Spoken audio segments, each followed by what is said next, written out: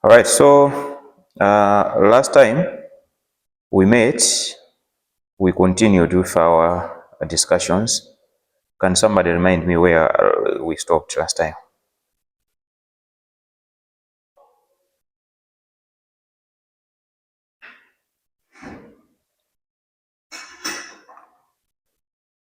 I do recall that we discussed the problems faced by small-scale industries and some measures or steps to resolve those problems. We did this one, right? Did we? Men and women of God. Did we?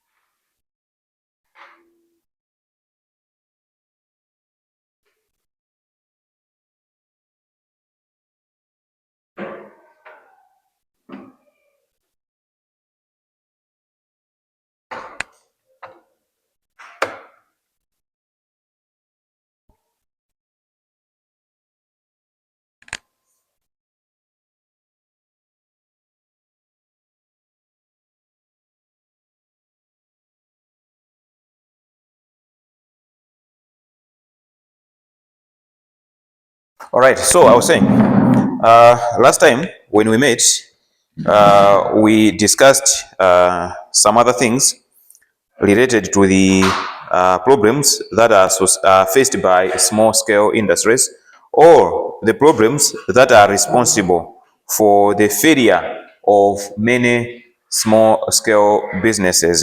So we saw some of them, as we can see there, and actually we kind of discussed them.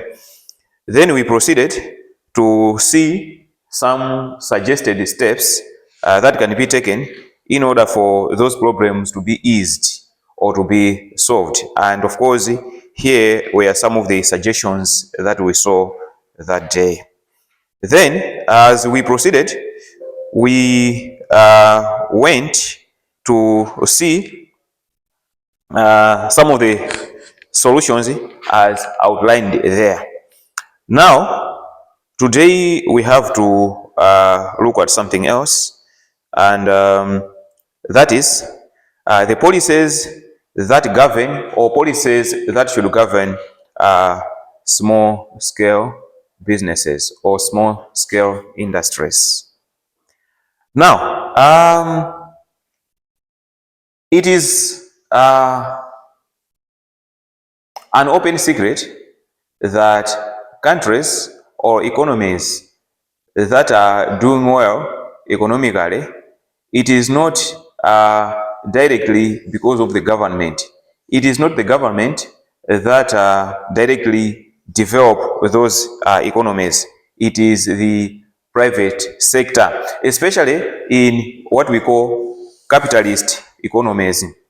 Now, when we are saying a capitalist economy, is kind of an economy where the private sector takes the leading role when it comes to the development of the country, industrial-wise. So the economy is run by the private sector. Such economies are those that we call capitalist economies. So, capitalist economies, the capitalist, yes, capitalist, yeah.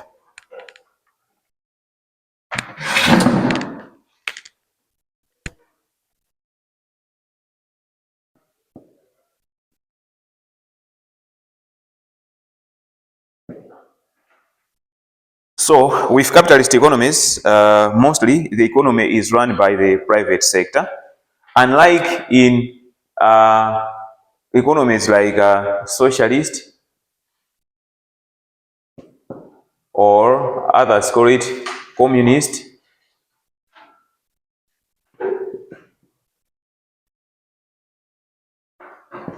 socialist and communist economies are almost similar in their dealings. These are a kind of economies where the government takes a major role or a leading role in as far as the economies of those countries are concerned. But with capitalist, it is the private sector. So we may dwell much on capitalist economies because our own here is a capitalist in nature. Our Malayan economy, or most of the economies in Africa, are capitalist in nature, where the private sector is given an opportunity to exploit as much as they can. So to develop a country, that responsibility lies are in the hands of the private players. However, there is always this interdependency between the government and, of course, the private individuals or private enterprises. The government has the responsibility of making sure that they are putting in place policies that are enabling, or policies that will make it conducive for those private individuals to do their businesses and succeed. That is the responsibility of the government. So the government has to put in place deliberate policies that are there for the private sector or ordinary people to thrive and succeed. So they put up policies like what we call they call them monetary policy, and we have what we call the fiscal policy. So under these policies, monetary policy and fiscal policies, under these policies, the economy is designed in such a way that at least the private sector should at least have a breather, should have a space to breathe. It is under these policies that the interest rates are set. For example, the monetary policy here is advanced by the central banks. Here, for example, we have the Reserve Bank of Malawi. It is the one that advances this monetary policy. It sets up the monetary policy. That, okay, this is how the banks, the commercial banks, will be lending their money to private individuals or to private enterprises at this particular rate. So if you go to the bank and you want to get some money there as a loan, then the bank says, okay, you'll be paying back 31% interest or this much percent as interest. That interest is not just that commercial bank that has just suggested. It was the central bank under the what we call the monetary policy. So the monetary policy is a policy of the central bank regulating and controlling how the commercial banks will function in the economy, or how the lending institutions will be functioning or will be working in a particular economy. So the central bank is a government entity, as we can see. Whereas now, the fiscal policy here is a policy that is normally developed and pursued by the Ministry of Finance, for example, in countries like ours. It is the Ministry of Finance that will sit down and formulate this policy and governing the public spending, how the government is going to be spending. That's a fiscal policy. So, nevertheless, we are not going deeper into these ones, but our interest, our main interest this time around is that of seeing that the government has to make sure that either in monetary policy or in fiscal policy, but the governance of the entire economy through these two tools is favorable to ordinary people, to private citizens, so that at least they can thrive. This is the reason why at times when we listen to business people, they always complain, I know misonko ndio kwera kwambiri, ai kapena muna fundo zina boma likanatiganizirapo, and so on and so forth. Zimatanthauza ona kuti iwo ndi amene ali ndi udindo kapena mphamvu zona kuti apange business dziko mwina litukuke. Koma kuti zimene zitheke, mfundo zimene boma lingakhazikise zingapangisa ona kuti iwo ajakhale ndi mpata omasuka bwinobwino kumapanga zinthu. Koma mfundo zina ngazizo afinya ndi kuti wasosanga masuke, they cannot go very far. So we are saying the government should take necessary initiatives to develop this sector, that is small scale industry sector. At least the government should have a clear policy about the small scale industries. At least loan facilities should be made available. The controlling of the flow of imports and exports. Now here is an important point. The control, at least they need to control the inflow of imports. We are living in a free market environment due to issues like globalization and all, where people are at liberty to go elsewhere and sell whatever they have. Meaning that you are at liberty to go to either Zambia, South Africa, India, Brazil, elsewhere, and sell whatever you have. Similarly, those people also from elsewhere are at liberty to come here and sell whatever they feel like they should be selling. That's the free market environment that we are in. But this free market environment has its cons and pros, or it has its advantages and disadvantages. Now, when we look at the advantages of this free market environment, actually the advantages are many. If I was to ask you people to suggest some of the advantages that are associated with this free market environment, I believe you are going to tell me. Is there any who can try to suggest any of the benefits of this free market environment that we are in? What are some of the advantages?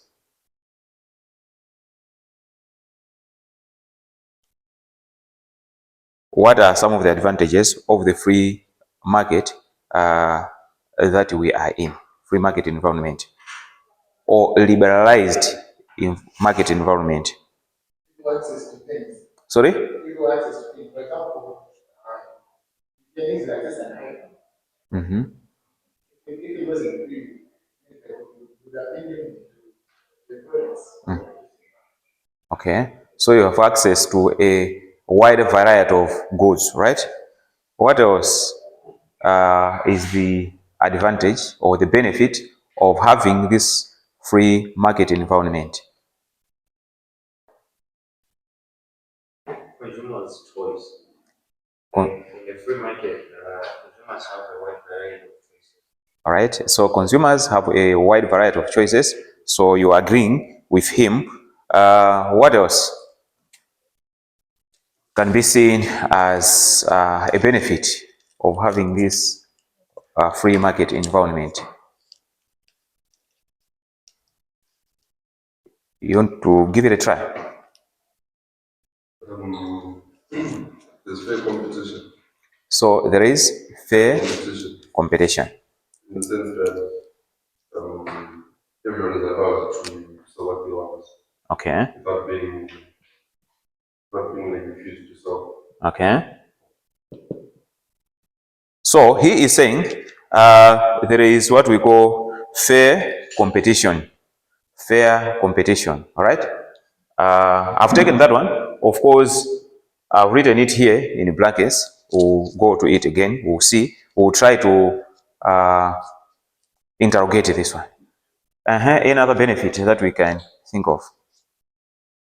Fair competition, access to a wide variety of goods and services. What else?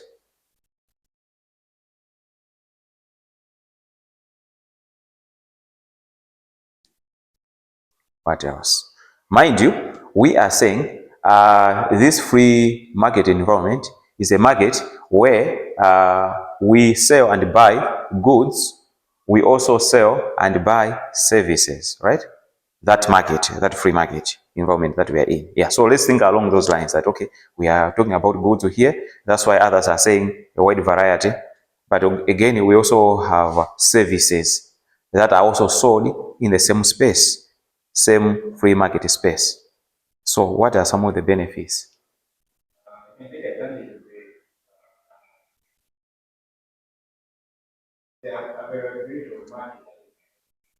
The availability of a market, a wider market. Yes. Of course, there is that opportunity because now you have a wider market in front of you.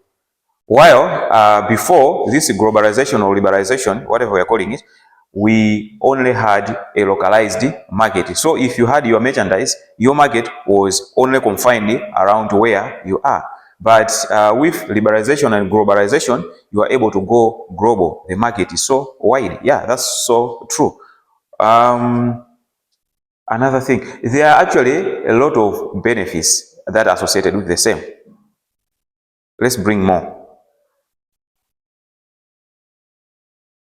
If you're able to access some services in your local market or maybe in your local environment, so you're able to access those services. No, of course, that's very, very true. So you have access to some other services that would have not been available in your local market, but since now you have access to the global platform, then you are able to. And of course, at times there's also a yes. Actually, I was also looking for that one. Access to knowledge, new knowledge. You are now exposed to new knowledge and technologies that are elsewhere. Before this globalization took effect, some technologies were only for those that were privileged. So we are confined to certain geographical areas. Whereas as of now, at least we have access to those technologies from elsewhere, and people are able to share knowledge and ideas at a global level using global platforms that are there. So access to knowledge, that's another brilliant one. We also have exchange of cultures. You are able to get yourself exposed to some other cultures elsewhere through the links that are provided by the liberalized platforms that are there, or the global platforms that are there. So, however, as we are seeing these ones, we are seeing that we have numerous benefits, but there are also numerous challenges and disadvantages of the same. This globalization or the free market environment that we are in has its disadvantages and are also numerous. And it is these disadvantages that are taking us to the point number 4 when it comes to the policies governing small scale industries. This liberalization, since it provides the platform for everybody to bring their merchandise and their services to sell at this market, there are some businesses that will take advantage of the weaknesses of others and exploit their strength to the point of even killing these other businesses. For example, he mentioned that another benefit of this globalized market is competition. There is so much competition, but this competition is good, but I am not very much comfortable with the issue of fairness. This competition is good. Yes, there is competition, because when there is competition, it works to the advantage of the consumers, isn't it? Because the prices will always go down.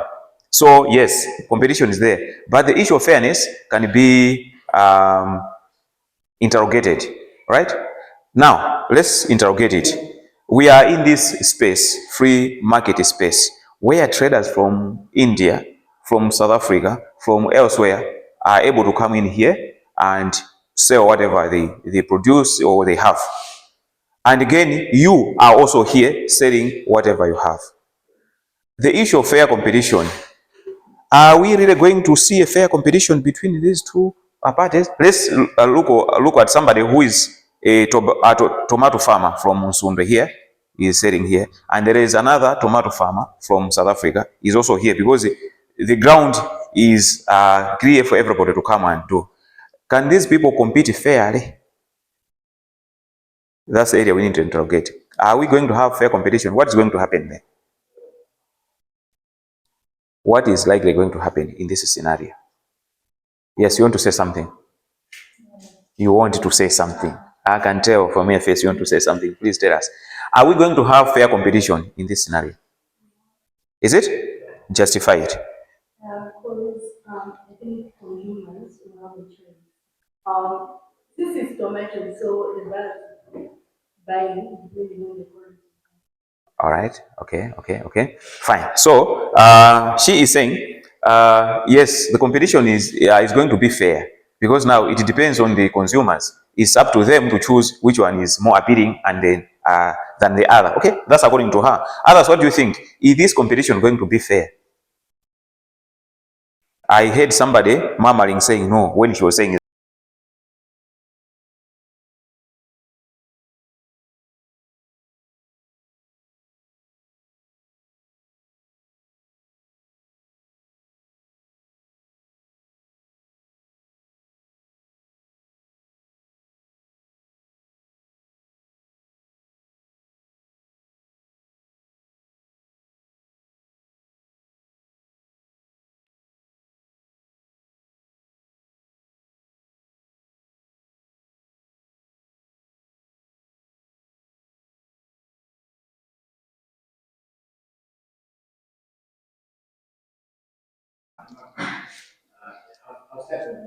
Okay.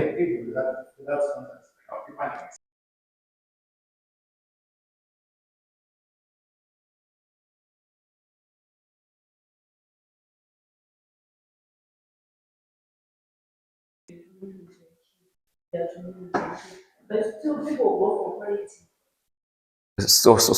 Still people will go for quality. Okay. Of which I'm agreeing with you.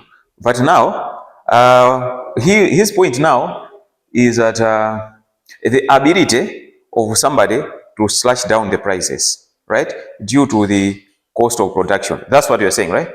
So due to the cost of production, somebody can manage to slash and still make profit, whereas the other one will not manage to do so, right? That's what you're saying.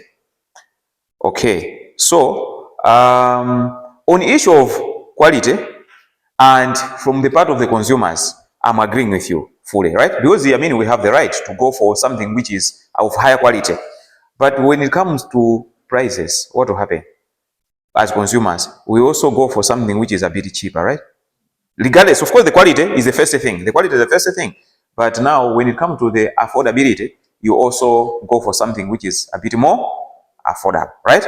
Okay. Now, if you look at this scenario, like the example that this guy is bringing in, it shows someone who has enough capital, has stronger financial muscles, can easily slash down the prices, but still make profits by means of producing in bulk, right? Producing in large quantities. The thing is, if you are able to produce 1,000 pieces of something or 1 million pieces of something, tomato, you want 1 million, right? So now you are making a profit of 1 per each tomato. It means at the end of the day, you are going to make a profit of what? 1 million, right? Because you produced a lot. Whereas for someone who was not able to produce 1 million pieces, he was only able to produce probably 1,000 pieces of tomato, looking at his or her capital because it was so limited. This person cannot afford to reduce the prices to the lowest, to the point of getting only 1 kwacha per 1 tomato. Because at the end of the day, then the profit will be what? It will be 1,000 kwacha, right? So now, this person next time is also not going to grow again. He'll be discouraged. Whereas the other one will still continue. Anyway, the point we are trying to drive home is that with this free market economy or free market environment, it is the big businesses or the rich businesses that exploit the smaller businesses or the small scale businesses. End result, the small scale businesses suffer and die because it is difficult for them to compete with those stronger ones. See, the issue of competition that he brought in is an interesting one because in a competition, everybody will always want to be on top of the other. Now, he or she will try to use each and every trick in the book to make sure that he emerges victorious or he is ahead of everybody, right? So now, what happens is that since we have this ground that is there, the so-called fair playing ground, the stronger ones will always come in and dominate everybody because they are able to produce in a bag. They produce a lot. So even if the profits are so small per item, at the end of the day, they make profits and thrive. A very good example is what happened here the past 20, 30 years ago, and it is still happening actually. After this liberalization or the policy of liberalization, after it came into effect around 1994 or something, we saw big companies, multinational companies, coming in here, opening their outlets. For example, we have Shoprites, right? Like those ones. Those are from rich countries. I think they're from South Africa and elsewhere. When those people came in here, our local retailers suffered and some of them died. You might have heard or you might have seen, we had local retailers in the likes of what? PTC, GP, Cook and Dodo, McConnell and all those ones. They were there back in the day. Some of them we saw them, some we just heard, but they were there and they were thriving and people were enjoying. Actually, back in the day, when somebody went to GP and buy something with not GP, PTC and buy something, akatenga jumbo ya chipikuyo tiune nayo ya PTC je ndokapereka uku kandi kwa adona kaende kuti ndikuti adona aja kumene kujakwa makauna kuti she was on top she was all over the moon, like, you know, if it majaza ku PTC atibwelesa jumbo ya PTC akachosaso zinthu zija ndikutenga jumbo ije kuika pa uchena pa chingwe pacha kuika ndi peg anthu azona kuti awa even bread waundu wakuti waku PTC. So all we are saying here is the likes of PTCs and all those other shops back in the day, they were vibrant, but now the coming in of those from outside, they killed these other ones. These ones couldn't stand. It was difficult for them. So now it is upon the government to see to it that it puts in policies, deliberate policies that are there to protect small industries or small scale businesses so that also they can thrive. So there are deliberate policies, like we call them protectionism. There is a policy which is called protectionism. So this is a policy that is normally adopted by countries in a particular region.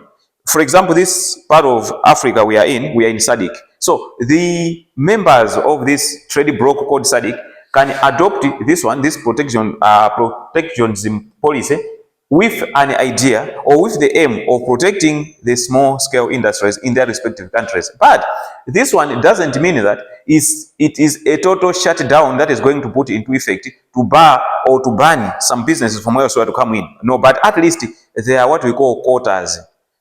Ngati quota, we call it like what? We can say quota, we can describe it as mulingo opangira china chake kuti ngati mufuna kuchita import kubwesa zinthu kuchokera kwanu kobwesako koma musapitirire level E, because kwinako anthu athu amwe munonso azigulitsana okhaokha. Ndekuti in the same way, if tikafuna kuchita export kupitisa dziko lina lake, they will give us a limit kuti okay, simungabwerese zinthu zanuzo kupitirira mulingo uwu. So all those small things, all those small details are discussed under these policies like protectionism.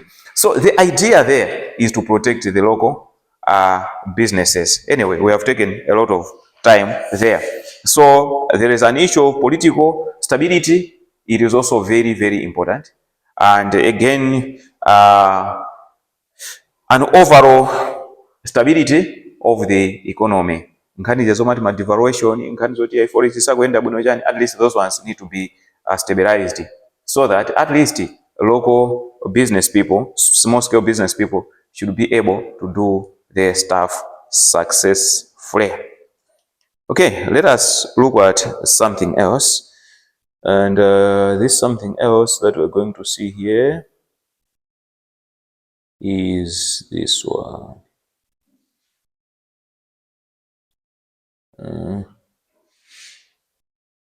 All right.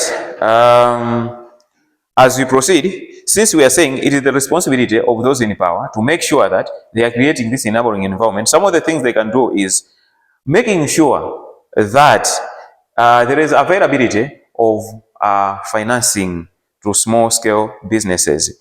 Apart from that, by making sure that there is available funding or financing to these small scale businesses, more and more people will be encouraged to go into entrepreneurship. So availability of finances. Maybe now we can talk about the facilities that we have now, the likes of NIF, right? Maybe those ones are examples of loan facilities that can be provided to small scale businesses. So maybe government is doing something. Should we say so? Yes. Is it? Okay, yes, the likes of CMED, you know, those are some of the interventions that are there. So maybe we are taking a proper direction. And then they say training should also be there. People should be trained, should learn how to run and manage those small scale businesses. Now,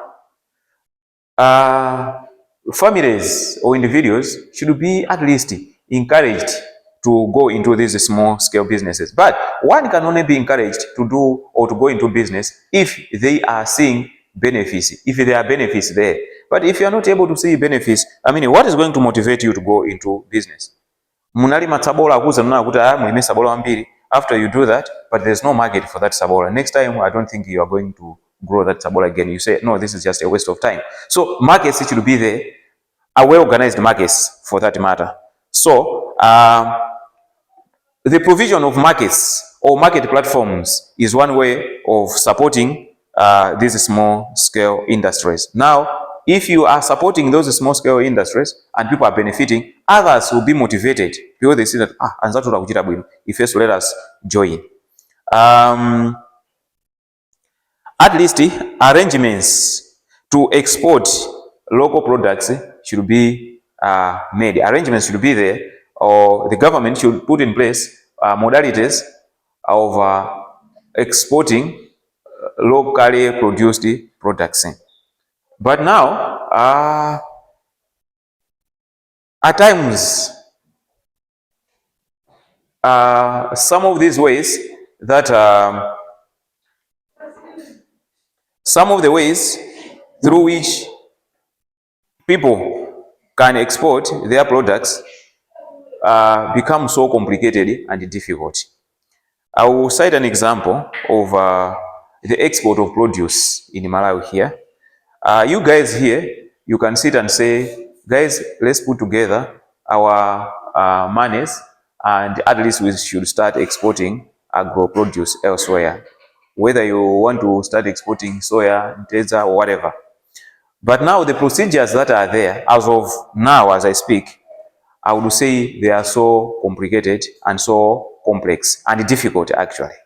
So at least the government should make sure that at least those ones, those ways and procedures should be a bit manageable, especially to those people with smaller capital.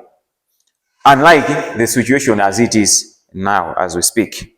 So the export of locally made products should be made a priority.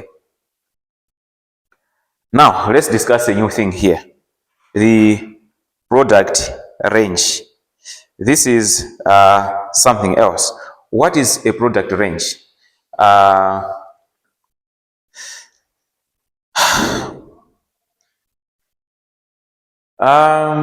There can be a situation where the government will sit and say, let us encourage local producers to start exporting some of the products that they are producing. But now, for these people who are into small-scale businesses to export, for example, one is a manufacturer of furnitures. Now, per month, this person produces 2 or 3 sofa sets or 5 sofa sets. I don't think it can make sense, an economic sense, for this person to embark on exporting these 2 or 3 sofa sets to an export market. Now, for this person to manage to do this, at least he must bring together his friends in the same industry.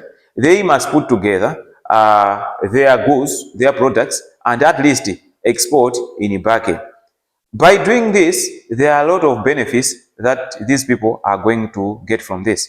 For example, one benefit is that it is possible, it is easy for these people to find a wider market.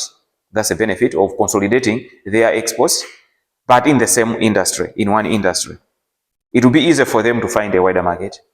Secondly, they will be able to share the costs because exporting requires them also to spend on transportation and some other things. So by doing things collectively, they will be able to share the costs.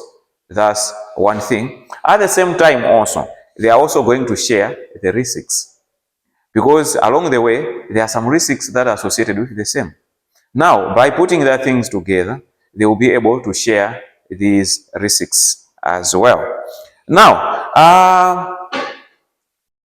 for the government now to come in and assist these people in facilitating their exports, at least these people must be identified, and the government must identify the product ranges that are there, that are available there. So there can be a product range, as in this sector is the furniture sector, or furniture making sector. We should just call it that way.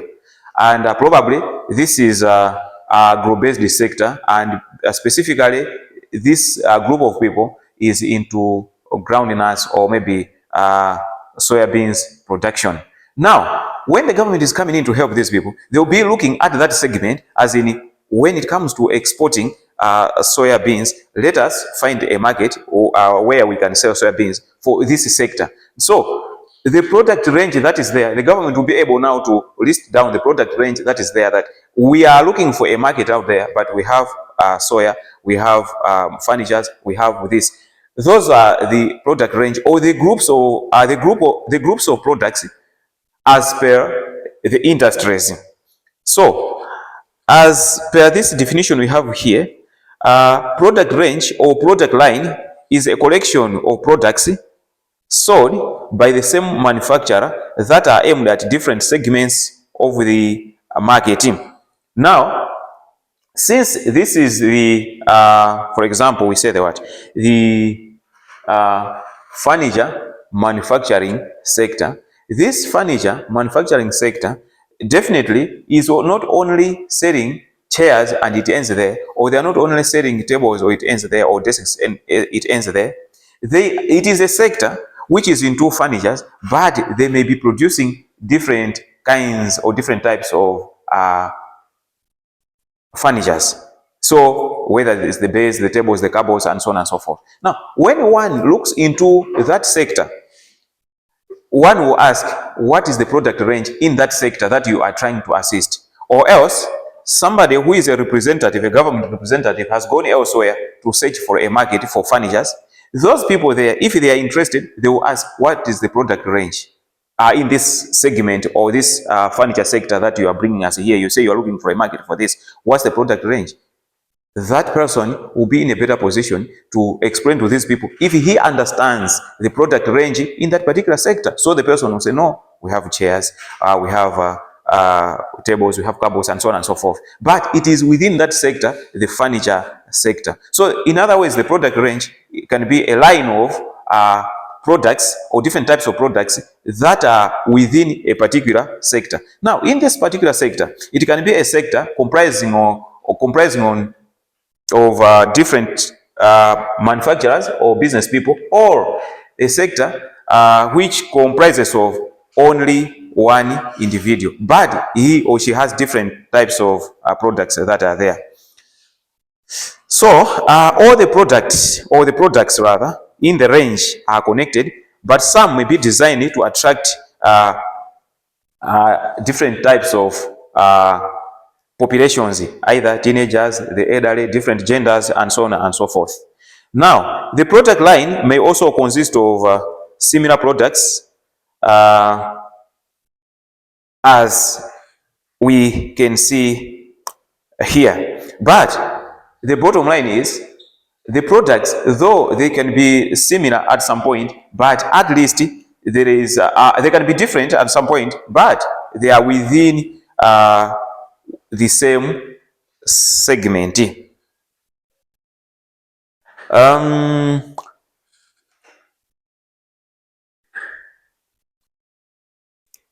All right, this is a continuation of the definition.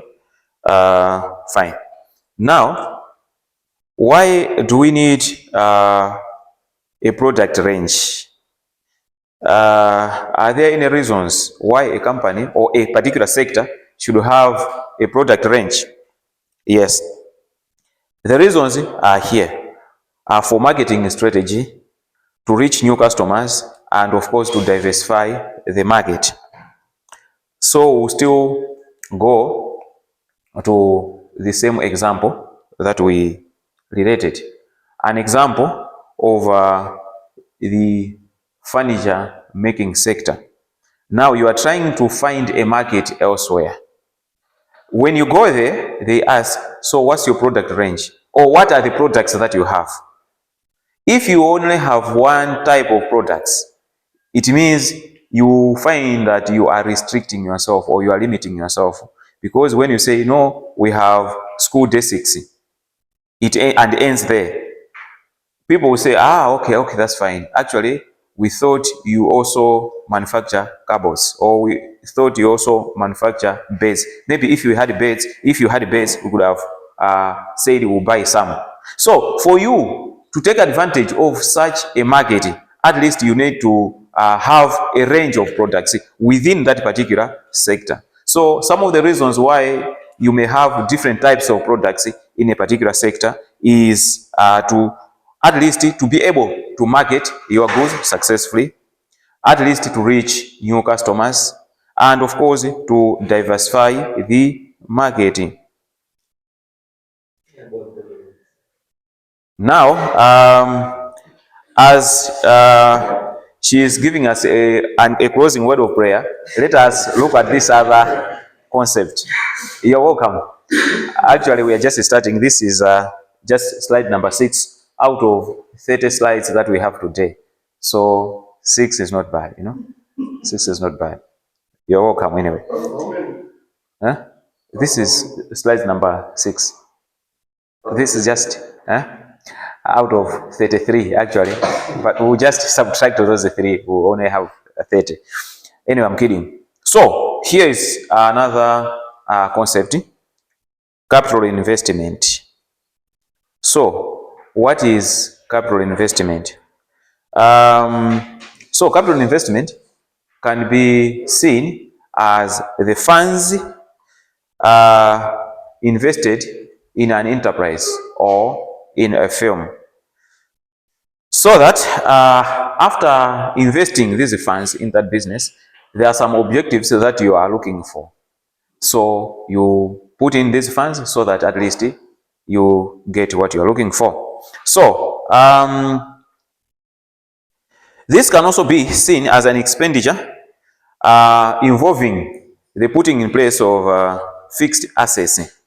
For example, the plant, machinery, and so on and so forth. So when you are coming up with the decision to put together your finances to finance whatever you want in the name of capital expenditure, you need to be very, very careful in as far as the success of the project is concerned. We might have seen many people putting their money, investing their money into a business or into an enterprise. End result, they went home crying while their hands were on their head or their heads. What has happened? They have lost all their money because the decisions that they had taken, probably they never analyzed them properly. So when doing this, when putting your money into something, one has to be very, very careful. So what is the use of this capital investment, or the capital that you put into a business, or the funds that you put into a business? Basically, when you're putting capital into, or you're putting your money into something, you need to develop that one. First of all, you always have an idea. That I want to go into this business with these objectives. But now, for you to develop that idea and to materialize now that idea, you need something to push it. So, what is going to push it? It's the money that you put in there. So the capital is there to develop your ideas and move forward or move further. So there are many types of capital investment, but the main type that we are seeing here is in fixed assets. So the main type of capital investment is fixed assets. Now, apart from fixed assets, what can be some of the types of capital investments that we can see in a business? For example, you have your own idea, you want to set up something. It can be a factory, for example. You want to set up a factory, you want to start manufacturing whatever you want. Then you have gotten funds from elsewhere in the name of capital. As you're injecting that money, into that idea so as to develop it, what you are doing there, that's capital investment. But some of the things that you're going to do with the money is the putting up of the assets, fixed assets. That is either the buildings and so on, the machinery and so on and so forth. What else are we going to do with the money apart from these fixed assets?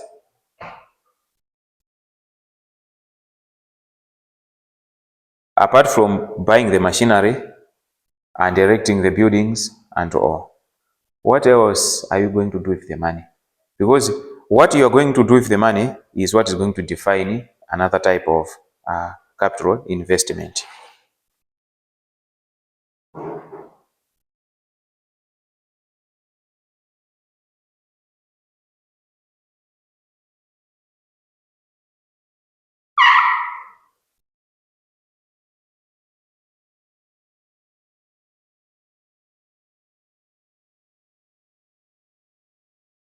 We might have heard of the words working capital. Have we ever heard of this one? Working capital. Working capital. What is working capital? I know that it is the amount that comprises of all the assets in the business and the liabilities. So minus the loans, the whatever debts that you have, whatever, minus those ones. The other funds, the funds that you have there, then we say that's working capital. Okay, fine. And then in the working capital, we have the fixed assets, the ones that we are seeing here. And of course, we have the liquid assets or the money that you use in various undertakings, paying your workers, buying, procuring things, and so on and so forth.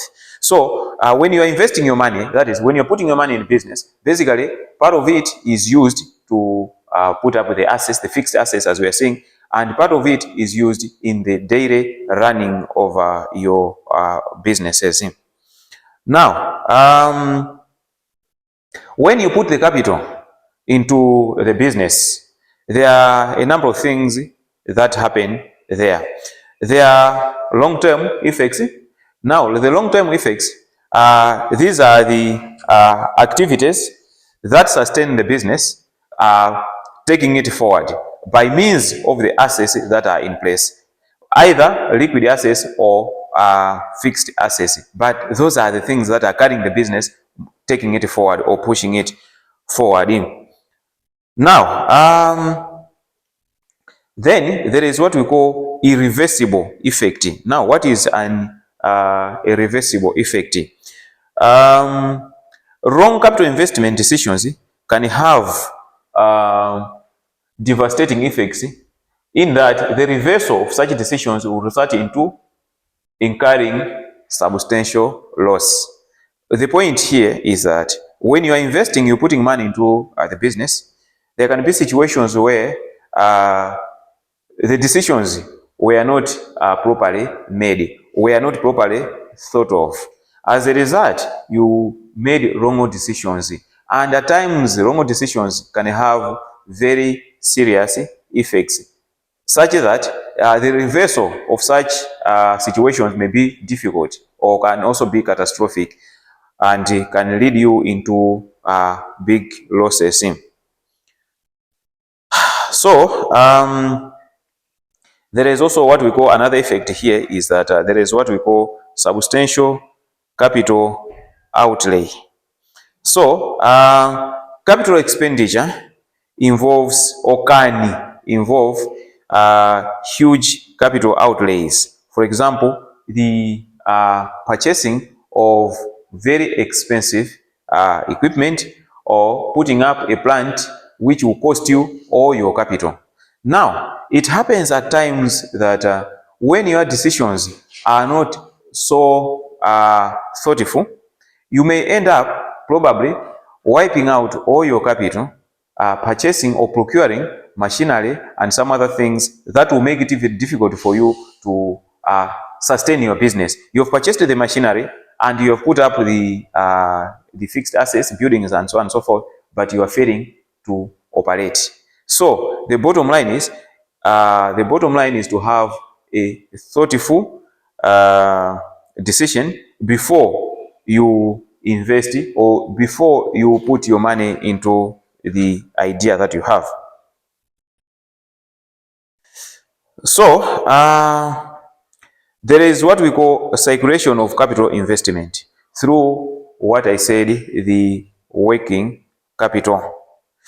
The working capital is commonly used for the day-to-day working in the business or the day-to-day activities in the business. For example, the purchasing of raw materials, day-to-day expenditures, salary, wages, and so on and so forth.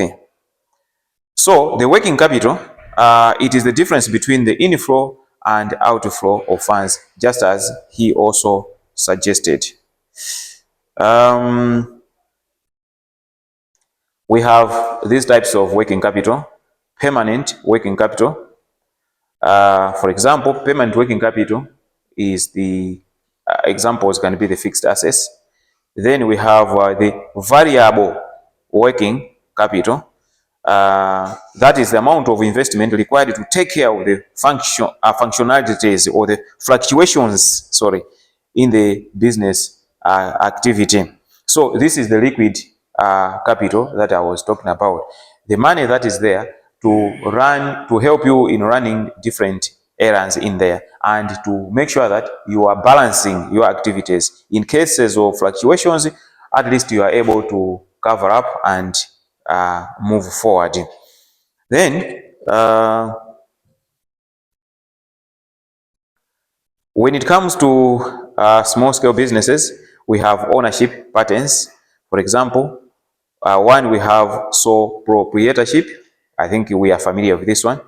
That is a business owned by a single individual. And in the world of small scale businesses, this is the most common one. The advantages are here, as we can see. It is easy to start, easy to run, and the use of profits is not that complicated because you make decisions on your own. But disadvantages are also huge, as we can see here. Unlimited liability. Ngati mwakatenga ngongole kuti mutukule business, ngongole imakhala ndi personal, and those money lenders can always come to you and kuzalanda zinthu. When it comes to financing, you are always limited. Then we have another pattern also of small scale business, that is a partnership. This is kind of an enterprise operated by one or two, not one, but at least more than one person. It can be 2 people, 3, 4 owners. This one is also easy to organize because it is easy for 2 of you to come together and make a decision. And there is power when you are 2 or 3. You always have collective strength. And since there are 2 or 3 of you, it is easy for you to put your monies together and move forward. But misunderstandings are always inevitable in such a situation. And we have private corporations. So all companies that are not public companies are defined by law as private. So being a private company is the default position. So you decide to set up a company, a limited one for that matter, where that one means it will be a standalone entity. Whenever the company is incurring loans from elsewhere, it is not your liability, it is the liability of that business. So advantages are these ones: limited liability, unlimited lifespan, and so on and so forth. But disadvantage is when it comes to taxation. There is what we call double taxation. Since this corporation or a limited company is a legal entity, it should and it must always pay taxes. So, and then the shareholders also pay taxes on any dividends they receive. What are the dividends? These are the shared profits. When the limited company has made profits, then the directors or the owners, the shareholders,